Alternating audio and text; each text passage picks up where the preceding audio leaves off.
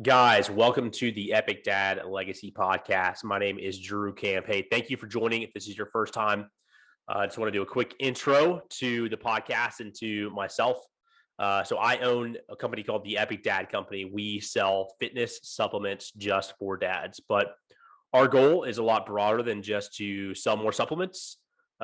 We ultimately want to change the culture, and we feel like we can do that by creating more epic dads.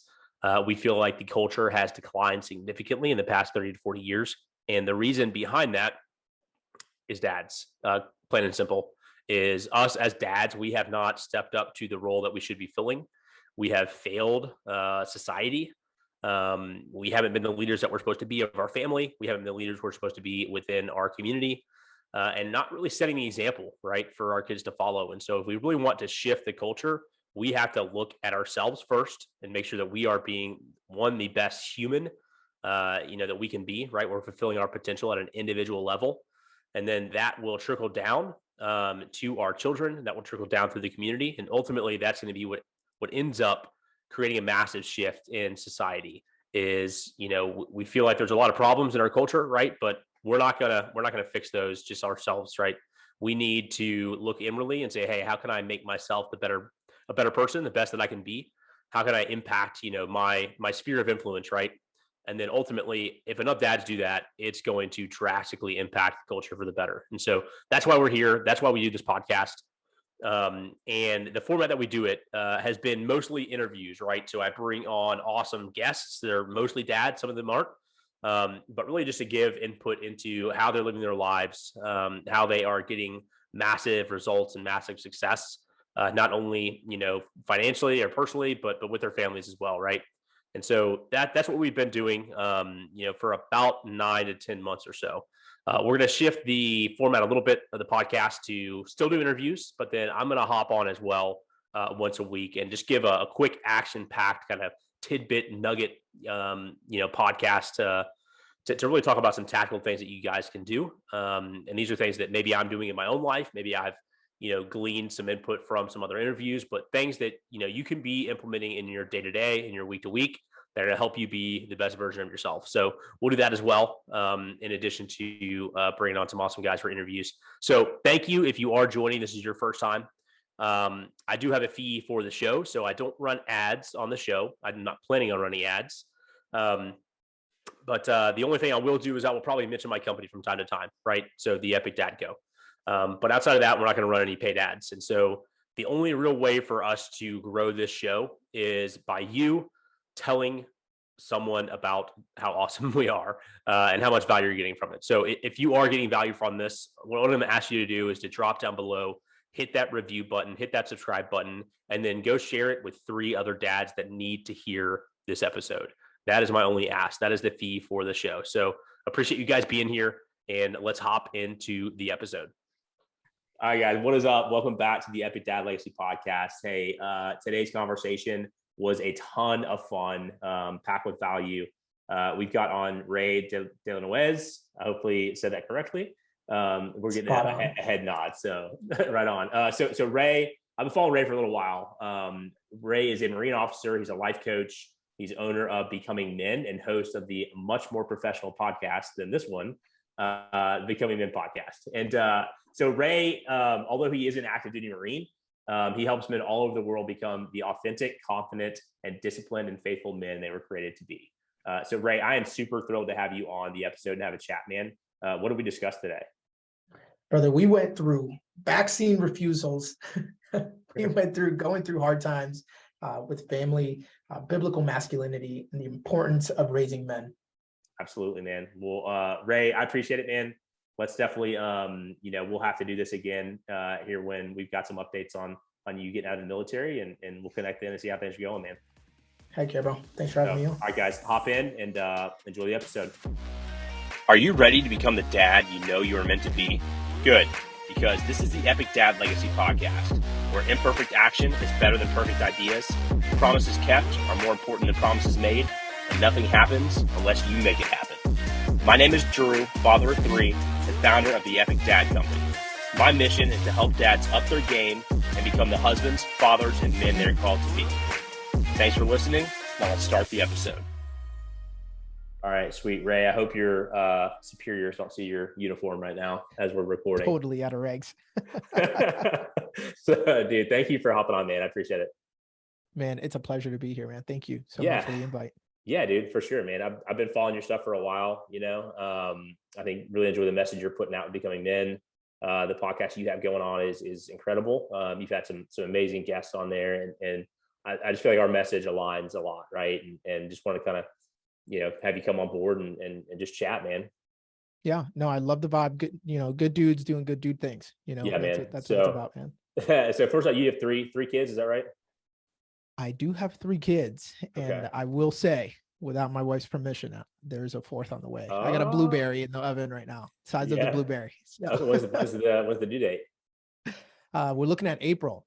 Okay. April baby. 2022, 2023. And that means literally like have this baby and then like EAS out of the Marine Corps and start an entire new life. It's going to be Dude, crazy. that's awesome, man. That's awesome. Yeah. We've got 3 and we're like up in the air right now on number 4. Three's tough. It's tough. It changes a lot. Like you see all these videos where they're like, yeah, if you have 2, like 3, there's no difference in 3, no, there is. Especially when they're little, right? So And what's the ages of yours? 6, 4, and then 6 months. So okay. we were so like when we're in a routine, right? Like we have bath time, bedtime, like everybody, like we got the system dialed in, and then all of a sudden, like new baby.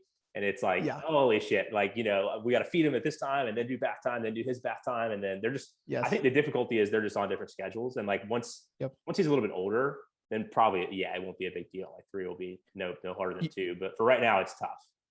What I found is that whole saying that people say, like with your first child, you're like overbearing, you're on top of everything, like the feeding schedule is on your phone, you got alarms to make sure you do it right? Like second child, you're like, he ate enough, I think. Like 3rd child is like, hey, I think the kid just ate dirt. And you're like, well, now we don't have to feed him dinner. No, that is true. Like I don't know, you just learn what's important and what's not important, Yeah, that's true. Same thing with any experience, right? Like even bring it back to the military side is, like when you're a young private, you may be freaking out about something or whatever. And then, you get a little bit more experience. You're like, well, that doesn't really matter, Yeah. So same type of thing, man. So you're in the 100%. Marines right now. Is that right?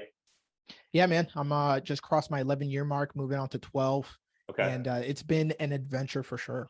Yeah. So what year did you join then? What year that put you in coming in at? It was 2011, man. Yeah. Okay. Yeah, you came in right after I did. Yeah. Okay. I was 2010. Right on. Cool, man. Were you enlisted prior? Yeah. So what I ended up doing is going to college, and then I was like, you know what? Let me go try some of the crazy adventure thing. I talked to my recruiter. He's like, hey, you want to jump out of airplanes? I said, let's do it. Yeah. What's the I said, what's the civilian counterpart to this? Like, how is this going to help you in the civilian life? He's like, I don't know, but you'll get to be a Marine. So I signed up to do that. And I actually did the enlisted route for 8 years. Okay. I got to the rank of staff sergeant before I transitioned over to the officer side. Okay. I did something similar. I was a college E4, one of the weird guys, in the Army. So I had a college and went enlisted, and same thing. I did infantry. I just figured, hey, if I'm going to join, like, why not have the experience, Sure. So did that, and then did airborne school, all that stuff. So I was with the 82nd. So we jumped all the time, man. Right there in North Carolina, close to you. And then got to deploy in 2012.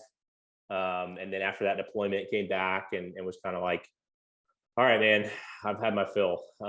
Let's go do something different, But then, of course, taking a couple of years off, the itch started to come back, right? And kind of missed the camaraderie, all that stuff. And I still had a lot of goals from active duty that I didn't accomplish yet.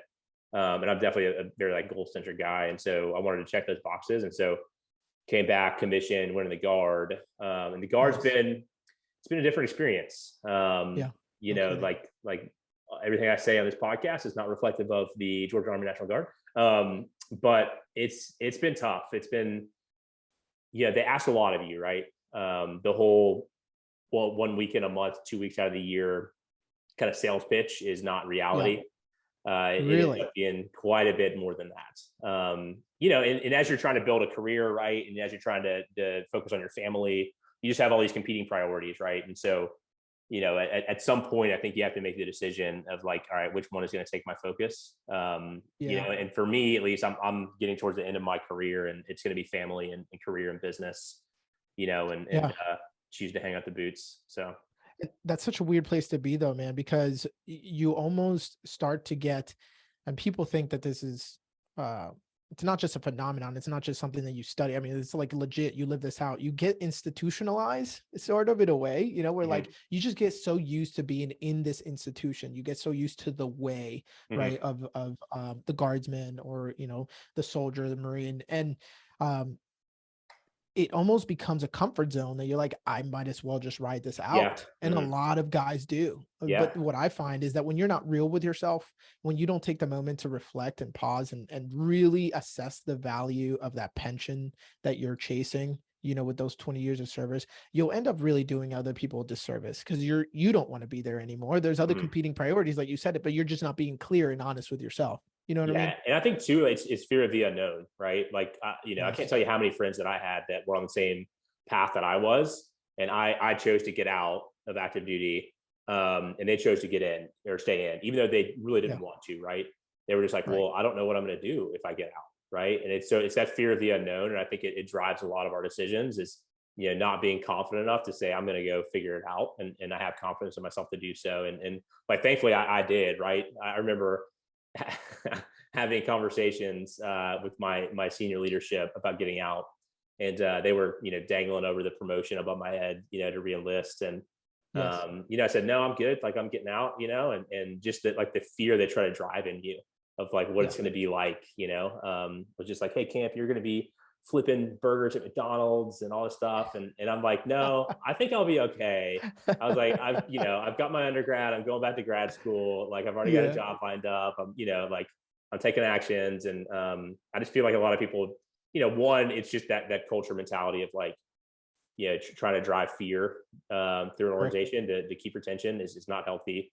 But then two, it's the lack of confidence and For knowing that sure. you can figure it out in the next chapter. For So sure. Yeah, and I mean, I would say that I'm a pretty, go-getter, right, in the military, and I have been. That's why I'm where I am, and I would say that I don't need to be prompted much. I would just act, and mm, so you would think, right, I would walk away from the military with like so much confidence just in my own abilities.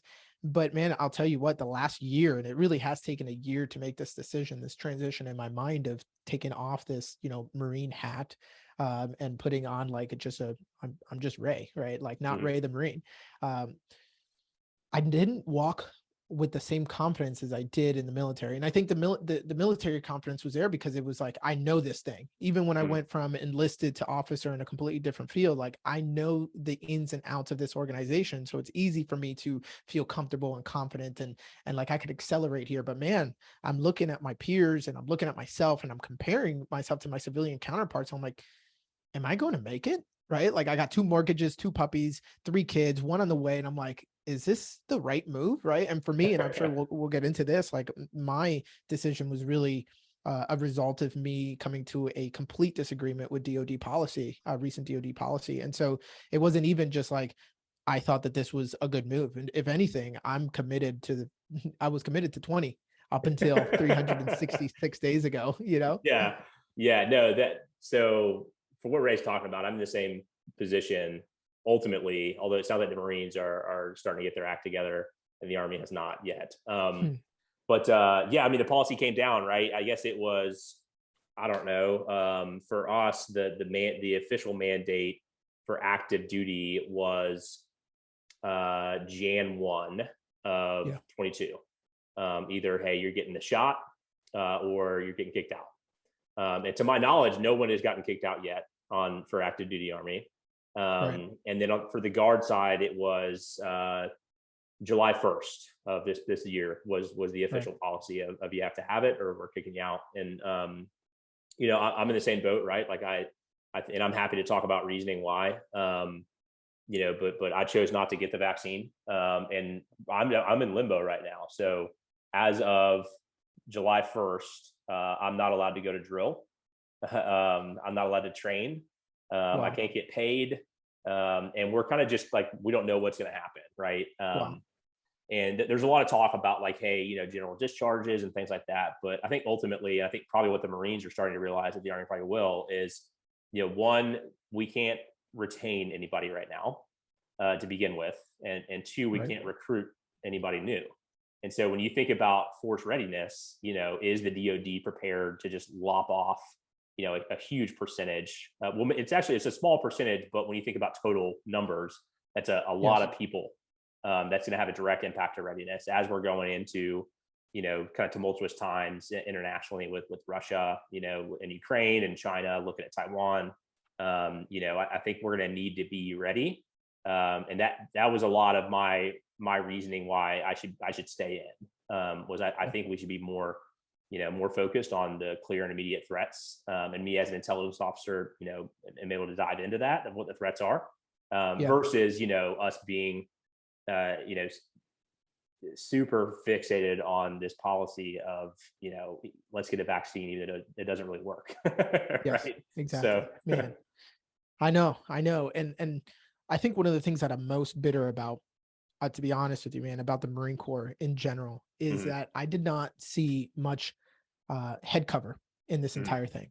Yeah. Right. So over head cover. So we pride ourselves so much on being this institution of badasses, of guys that would stand up for what's right, guys that have put their careers on the line. And don't get me wrong, many have. I know many people, many officers who have been relieved of command. I know, man, a full bird colonel from this base right here, the installation colonel here, was relieved because he was not going to do this thing. I know many people who were passed over in promotion because of the same thing. My promotion is put on hold, dangled over my head and kind of put on hold. But in the 1940s, right after World War II, the Marine Corps was actually about to get disbanded. The Army wanted to take on the Marine Corps because they didn't see a use for it, actually during World War II and towards the end of it. And if it wasn't for these generals who did some, shady stuff and really like went behind people's back and like tried to save the Marine Corps and stood up for what they believed, we wouldn't have been here, right? And we hold that so dear as part of our heritage, right? We call it the Chowder Society. And I'm like, man, where was the Chowder Society today? Yeah. Where are those generals that are looking at these same exact numbers that everybody else can see? Yeah. And just said, the no. ones that know logic, like, logically this makes no sense, but you're not doing anything about it. If anything, you're just signing off on an order, making me sign on it. And man, I got email traffic. This is what bugged me the most, man. I got email traffic of two generals talking. I don't know who got CC'd and how they sent it out to anybody else, but I got the email traffic sent to me of them being aware of the fact that we didn't even have the right vaccine, right? We had like, not the Comirnaty, right? We had like the wrong vaccine on base. They knew about this over a year ago, but yet Marines were being marched, and I'm not kidding, marched to their local battalion aid station and then put a parade rest and told, either you go get the vaccine now on this side, or you come meet me on this side and sign your paperwork. Yeah. I'm like, where's the justice here, man? Where's the intelligence? I just wasn't seeing it.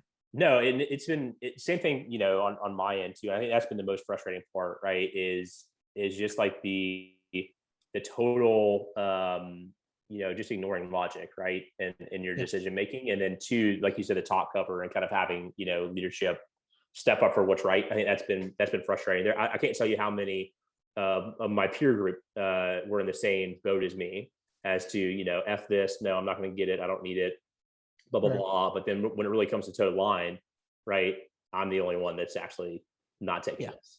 And that's been tough to see. It's just like really the resolve and conviction, from people. And I understand, like, I'm not going to judge anybody for their personal decision, and they made that choice for whatever reason they had to.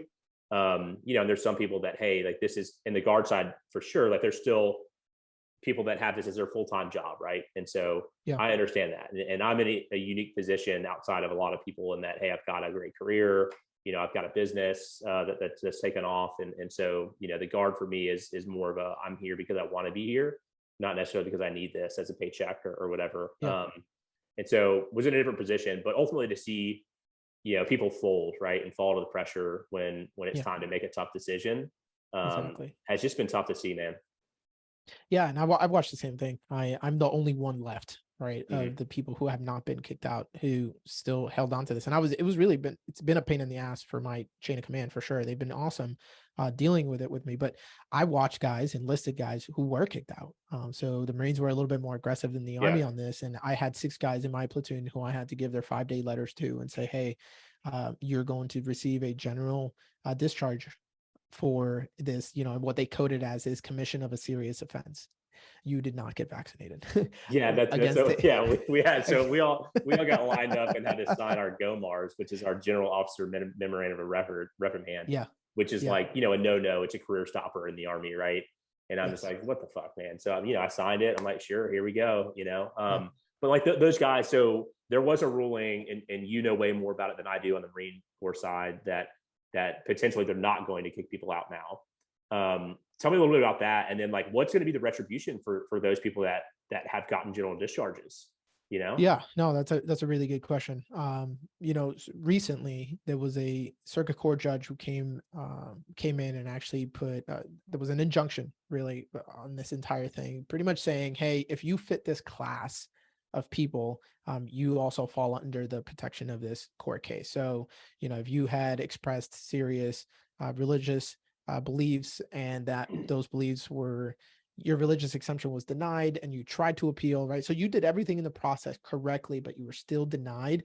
You're going to be protected under this injunction. It's a temporary injunction, so we don't know when it's going to be Yeah. over. It could be over tomorrow, right? It's all based on litigation. But if we know it, if we can assume anything about the legal system when it involves, a court case against the Secretary of Defense, is that it's going to get drag on. It's going to drag on for a long time. But as to the second part of your question, man, those guys that are already kicked out, right? So when I posted this on Instagram, I had a guy hit me up. He's like, hey, I just got kicked out last week. Yeah. What does this mean for me? I'm like, Yeah. Do I bro, get an open invitation back? Am I no, going to sue the like, Marines? I mean, yeah. no, man, you're done. Now, what we can say is 10 years ago, when I came in, Don't Ask, Don't Tell had just been repealed, right? So when I came in, you were not allowed to be gay in the military, or openly gay. Now, when that went away, what they ended up doing is they ended up reaching it back out to the people that they had kicked out under this Don't Ask, Don't Tell policy, and pretty much saying, hey, here's an opportunity for you to come back. Many of those people, I'm sure, were completely out of regulations, face tattoos, I'm sure. Just like, I'm sure not too many people decided to come back in as corporals or lance corporals after 10 years of being kicked out of the military, But either way, we could expect something like that to happen. At the very least, right? That is the very least. I don't expect much though from our Mhm. political system, as in the form of an apology, in the form of Yeah. admitting, right, that Yep. we were actually given a non-FDA approved vaccine when they said that we were supposed to be given an FDA approved one. Yeah. I don't expect any of that. Unfortunately, they've turned a blind eye to this entire thing, and and one of the more interesting parts, man, is like all of this stuff is spread through social media like wildfire, Mhm. like CNN isn't covering this. Mhm. uh, Yeah. but luckily, like, people are exposing this stuff through Freedom of Information Acts, which, Mhm. guys, that stuff works. People, all of this stuff is coming to the light, and people are sharing this information, and it's getting around. Something that maybe they would have just been able to sweep under the rug 30 years ago, you no longer can do that with the power of technology. Yeah. Yeah. No. And yeah, it's crazy. So so there's 3 different classifications in the Army too. There is a religious exemption, there's Yeah. a medical exemption, and then a straight refusal. And so I'm just a straight refusal. I'm just, no, I'm not Okay. taking this. Yeah. So I think, and we'll get into your particular views on your religious exemption too, because I'm very interested to learn about that. But mine, I wrote a letter kind of explaining my reasoning behind it, and it was 4 points, and I'll try to remember them from memory. But one was, at the time that this ruling came down, that hey, you have to get it. I think I definitely had it once for sure, because I got it actually at the U.S. Capitol, serving with the National Guard. We were there Yeah. for about 3 weeks after the January 6th incident. And so Right. about half the people that were there ended up getting COVID. And so I know that I Right. already had it, right? So I have kind of natural antibodies, things like that, right? So that was one reason. And at the time of this ruling, it was the reports were starting to show that the natural immunity is much more effective than the Exactly. vaccines. Right. So that's reason one. Like, I've already had it. I had the antibodies. Reason two was like, hey guys, I own a fitness supplement company. Being in shape and being healthy is my business. Like, That's right. I am a extremely healthy individual. I take my health very seriously. And as you look at the people that are affected by this, the vast majority have comorbidities, they're out of shape. So I said, that's not really me. I'm not at risk from this. Right. And then 3 was really just that the vaccine technology is new. As much as we want to say that it's safe and effective, we have no idea long term what the results are going to be, right? So that's 3. Yeah. And then also looking at the risk factors, it seems like I would be more at risk from taking this vaccine than not taking it, just based off of everything that's coming out around myocarditis with young men, and just some of the the negative effects, right? And so that was kind of my pitch, right? And then my last pitch was just we should be more concerned with Russia and China. Why are we even worried about this? But anyway, that got denied, of course. And so now I'm kind of on the chopping block, and we'll see what happens. But it's just we're living through a crazy time, man. I feel like we're just not really thinking logically. Like everything is kind of driven, whether it's politically. We've had quite a bit of shifted culture over the last 2 or 3 years has been accelerated. So I don't really know what the answer is and why this has become such a big deal. And I don't think we'll really know until some time. And I always refer back to like this little short unknown period between the end of World War I and the beginning of the forgotten war, the Korean War, right? A lot of people don't even know that there was a Korean War in the 1950s, right? June 1950, here comes freaking North Korea barging through the borders of South Korea. And what ends up happening, man, in the entire armed forces is extremely important for what happens in the next 5 years of the following war, right? So between the end of World War II again and the end of the Korean War. And there's this book that really covers that period pretty well. Actually, there's a book called This Kind of War. It talks about the entire Korean War, but it doesn't start at the beginning of the Korean War. It starts at the end of World War II. So you can get an understanding of how first of all, how we got here politically, yes, but how we as a country got so weak, how we as a country developed in the negative sense, right? Or unraveled, right, from some of the effects of World War II. And I think maybe that's some of the things that's happening here. We were at war, right, for so dang long. We were like focused on this one thing overseas for so dang long. I know that if this was 2011, when I first came in, this would not be an issue because we had so much more to worry about. But now we don't, right? Now we have all this attention. We have donkeys leading lions, as some people might say. Right. And the donkeys are the ones that are wearing the suits and either red or blue ties in Washington. And they're leading lions. They're trying to poke into areas where they just should not be. All right. And so I think we won't know the effects of all of this until the next encounter, where we see the shortfalls, where we see the hindrances, where we see how all of this really plays out through second and third order effects. Yeah. Well, so hopefully everything works out with the Marines. It sounds like you made the decision to get out anyway, which ultimately I think is a great decision for you. It looks like you've got a lot of things going right now, and you've got a lot of momentum with what you put out outside of the military. So I'm sure that's gonna grow like crazy once you can give it your full attention out of the military. So and, I do want to say, like, I'm extremely thankful for this time in the beginning of the year, just being in prayer with my wife, with my children. I felt like the word that we were going to cling on to for this year, the theme for our family was trust and reliance, right? Like we were going to need to trust and rely in God, in our faith, to be able to get through whatever it was that was going to come up this year. And I didn't have enough foresight in the beginning of the year, January 2022, for what I'm going to be facing in September of 2022. But man, those words proved to be true. And what I'm so thankful about, man, is my kids were watching me every step of the way. They watched how I navigated this. They watched me depressed, 100%. They also watched how I dealt with that, how I dealt with it negatively and how I dealt with it positively. They saw how I sought out, in my faith, how I sought out God. They saw how I handled the stress of life and dialogued with them, right? My 4-year-old was aware of what's happening. Right. My 7-year-old is aware of what's happening. And we tackled this as a family because I feel like, man, it's a family decision. We're a family unit. And I think that's one of the best things of this time is that it was definitely used as a period where my family was able to face something really difficult.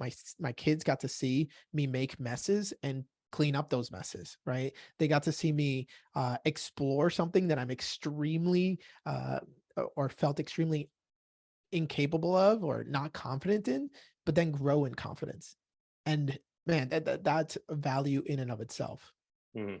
So, well, tell me about what you have going on now with Becoming Men. Like I said, I've kind of followed along the journey a little bit, but Yeah. I don't know too much about it. Right? I'd love to know. I love Yeah. the message that's coming out, but like, where was the genesis of this, and what are you hoping to do with it? Yeah, man. Actually, good question. The genesis of Becoming Men.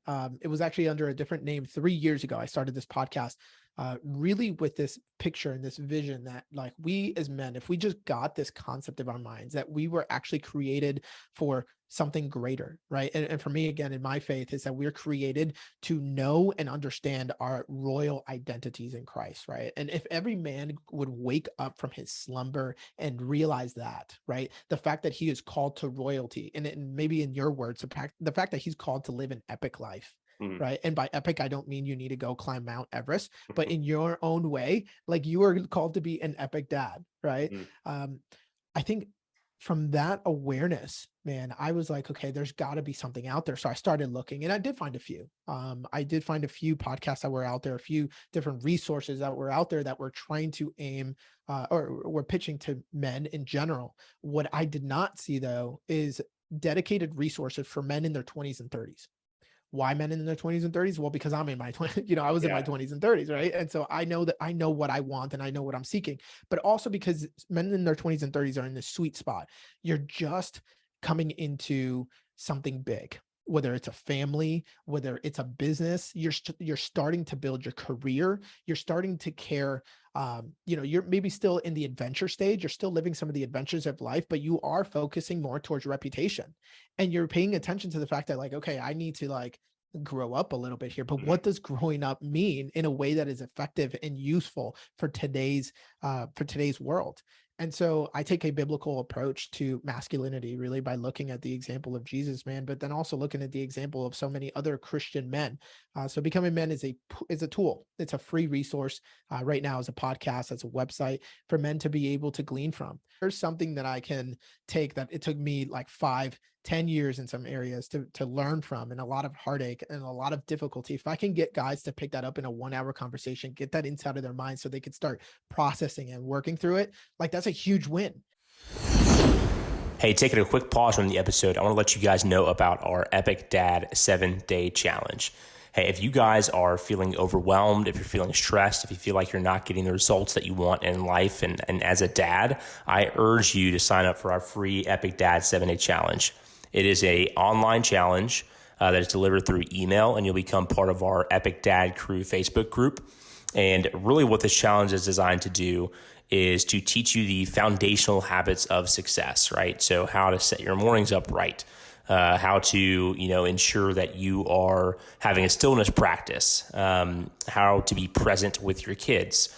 So just things that, we really need to be doing as dads, but we get so caught up and wrapped up in everyday life, right? And so this challenge is designed to get you outside your comfort zone. Each challenge is between 10 and 20 minutes a day, so it's not going to take up too much time.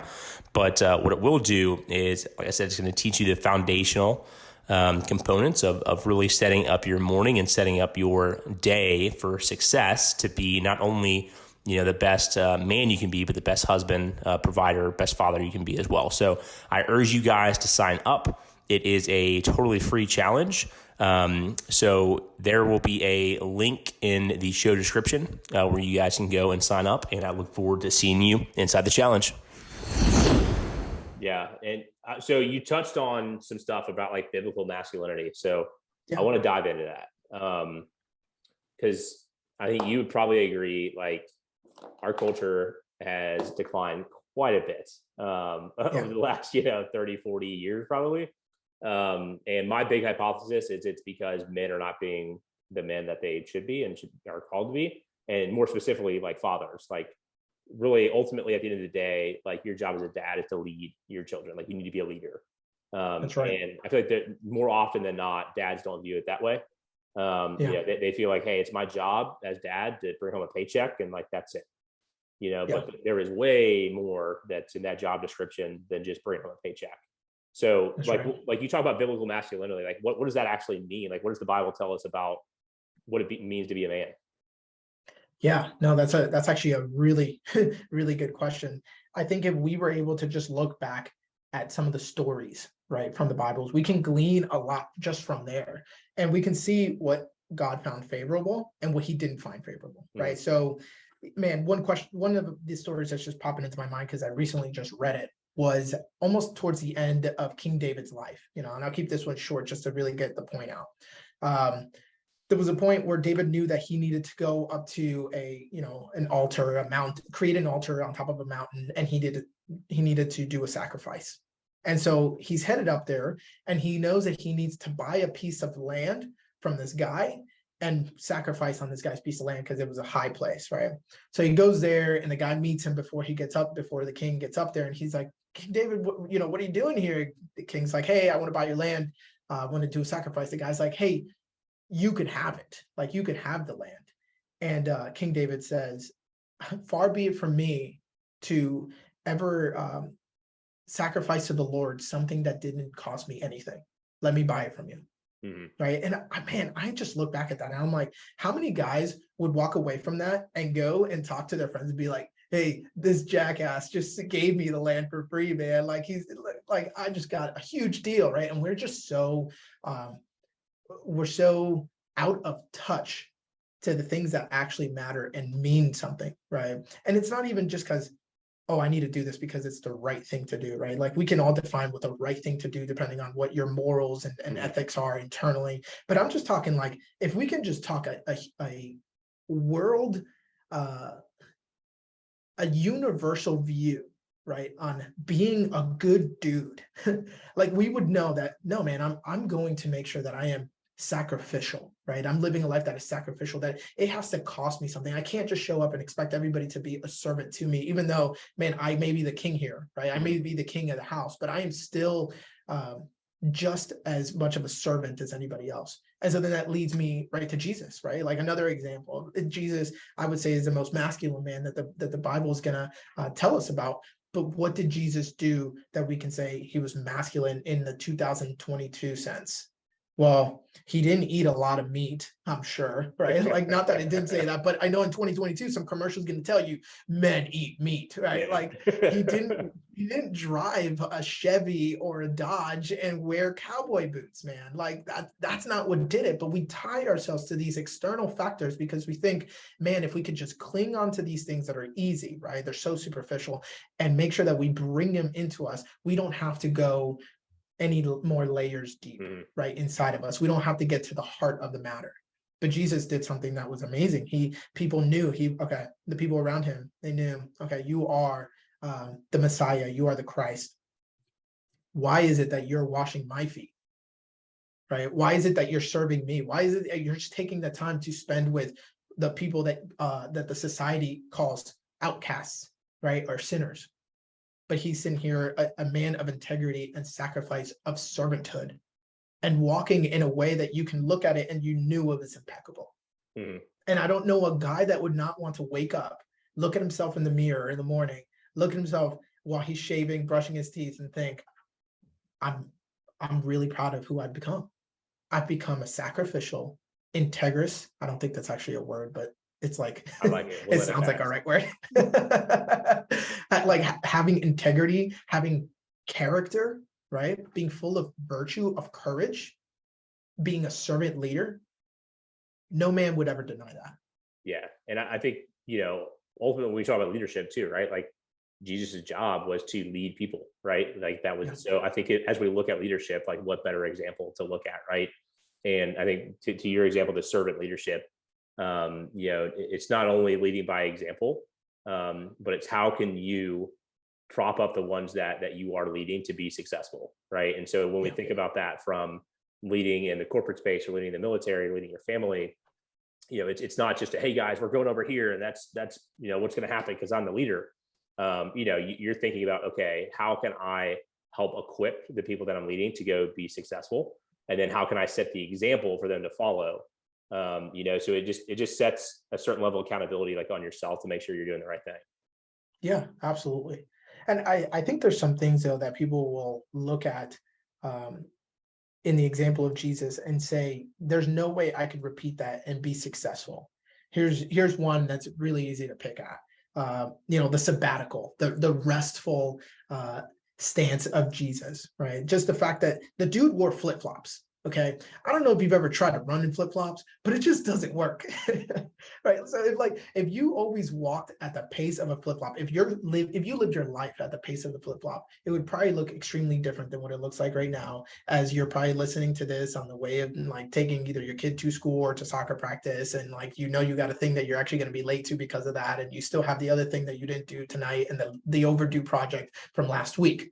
Right? Like all of these things are real, but somehow Jesus modeled this thing of living a life of dependence and just being okay, at walking at this slow pace, right? And I think that sabbatical approach is so counter to something I heard recently that Elon Musk tweeted. I think he said, nobody changed the world on 40 hours a week. I don't know, man. I don't know if your kids are going to look back at that and say, yeah, I was really, really, really thankful that my dad worked 60 hours a week for my entire my childhood. Mm-hmm.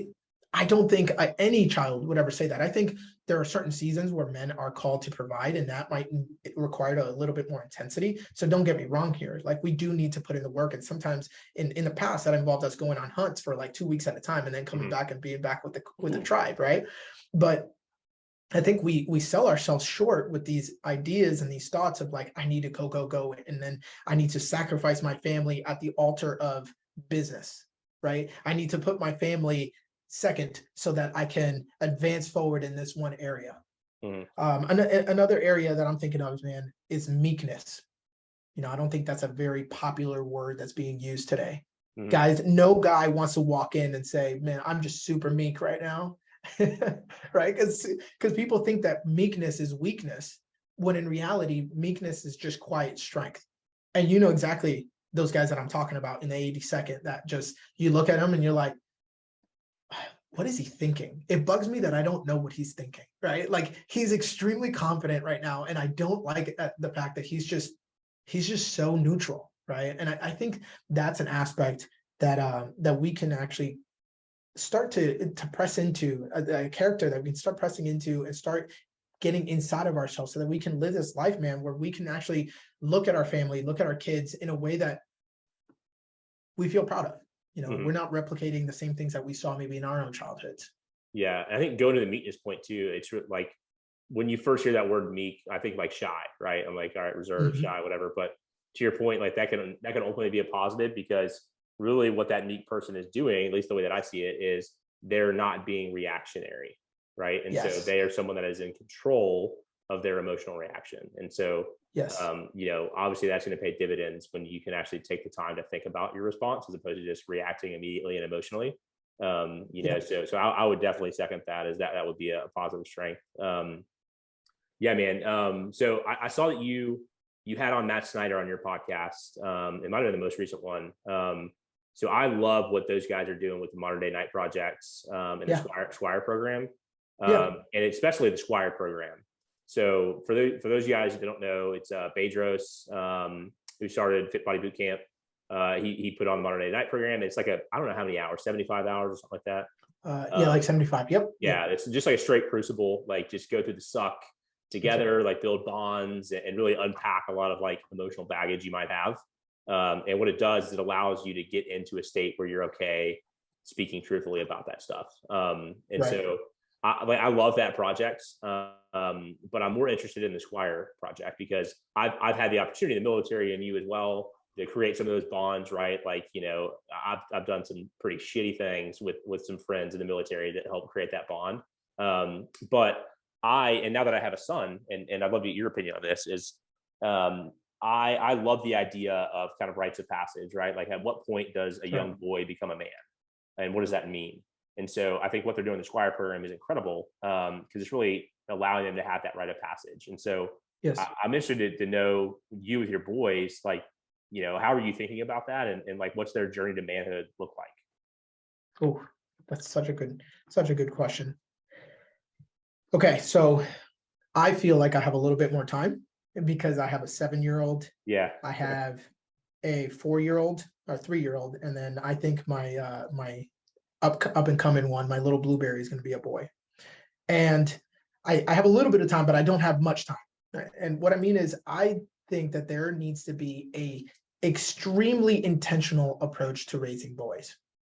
You cannot raise kids in general, but raise your boys in a way that is just whatever happens, happens. Yeah. You know, we'll just go through life and whatever comes at us, that's just what happens. You know, yeah, we didn't get to do that one camping trip that we wanted to do, but we'll get to it next year. Like, no, you don't know what that one camping trip was actually supposed to do in that young boy's life, right? If you were intentional, if you actually placed focused effort in one area. And that's really what we want here. And I'm not talking about being like, you know, oh, every single weekend you have to go do something epic with your kids, but man, you need to plan out a route for these boys to grow in their through the stages of initiation.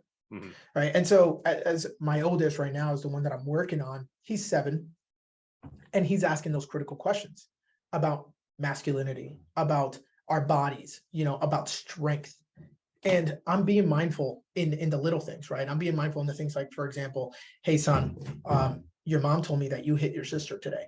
And the conversation doesn't go to, you can't hit girls. You know, it's not okay. We're not supposed to hit girls. No, my conversation goes to, you know, son, God made you strong. He created you with a unique strength to be able to protect, because that is something that men do. Men protect. And the strength that he gave you, it's for you to utilize to be able to protect your sister, to be able to protect your younger brother, and maybe one day to be able to protect our family. And what we don't want to see, what we don't do in the Nuez family, is use our strength to hurt people in our family. And man, you'd be surprised when a 7-year-old's like, I absolutely understand. Yeah, it's not just like I can't hit my sister because dad told me no. Exactly. Yeah, they actually understand. Yeah. Exactly. But man, that requires just a little bit more thought, right? I could have just reprimanded him and sent him away and just don't do that. No, I need to use specific language. And we picked this up from the military, right? Like your initiation in the military has some of this, the critical language that needs to be used, the inclusive language, right? So in my household, we say things like that in the Nuez family, we don't do this, right? In our household, the boys in our family, in our bloodline, this is how we work. This is how we operate. And we've been consistent with that for the last, 5 years since, my son has been able to talk.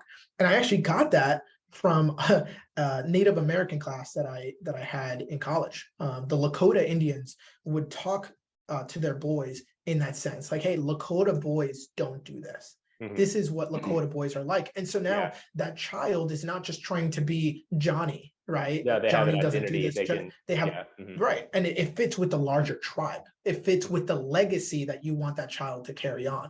Yeah, I read a book by Jack Donovan, maybe a year ago, but just had a big impact on me. And I may be getting the title wrong, so look this up. But I think it's The Way of Men. And it's really about, like the almost like tribal gang nature of men, right? And they need to have some sense of identity and some sense of overcoming obstacles to gain status in that tribe and things like that. And just had a huge impact, right, on like how we think about it. And so we've been adopting that in our family as well, with my girls, of just kind of the same type of language, right, of hey, we're camps and camps never give up, right? Like that's one. That's right. And just little things like that that's going to help them identify of like, I'm not just a woman in the world, like I'm a camp, and this is what we do. Is going to be huge. Yeah. You are a person in the context of a community, right? You're not just a person who needs to go figure out their identity for them. And I think that's where a lot of guys get in trouble, right? They get dropped into the world and they have to go figure it all out in one lifetime. Right? You have to figure out your identity, what's important to you, how you're going to grow generational wealth. And then by the time that you have your own kids, if you're not diligent about passing that torch on and handing off that baton the right way, and that stuff fumbles, man, like that kid now needs to go and figure that same thing out. When in reality, what we're meant to do is like, my ceiling, right, where I've reached my top capacity is actually my child's floor. That's their beginning. That's where they start. And we're just, man, super intentional about that. I think that when you are raising children in an intentional way, where you are after legacy, you need to have that time where you build common language, like I said before, but then you also build the values, right? You start writing down these values with your spouse. Like, what is it that we value in the most important areas of our lives? And for you guys, I mean, like, I'll give you 5 right now. They all start with F's. Like, with your faith, like, what's your faith value? What is it? And how do you guys relate to your faith? And what are some of the things that you do and that you don't do? Right. And then we go with family. And by family, I don't just mean like the ones that are related to you by blood, but even those close, the close circle of friends. How do you relate with them? And how do you value that? Faith, family, finance, right? It's a huge one.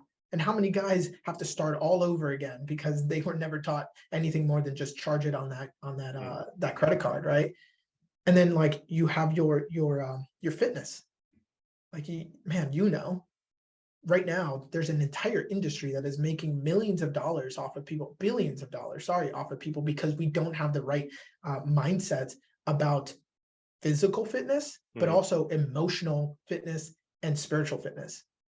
And then the last one, man, is focus. Like, what is the thing that you have set at the forefront of your mind as the focus for your family? What projects are you tackling? What is your next goal or vision that you guys are pursuing after? And I think when you start thinking about those things as a family and start identifying them, you can then begin to get a little bit more intentional about what you allow, what things are actually opportunities, and what you disallow, and what things are actually distractions to you. Does that make sense? Yeah, no, it does totally, man. I think it does. And I like the acronyms too. Ray's just dropping F-bombs over here, the 5 F-bombs. That's the way to remember it. I love it, man. So, well, Ray, tell folks where they can find you. I know you're pretty active on Instagram, but you got a website and things like that. So where can guys reach out?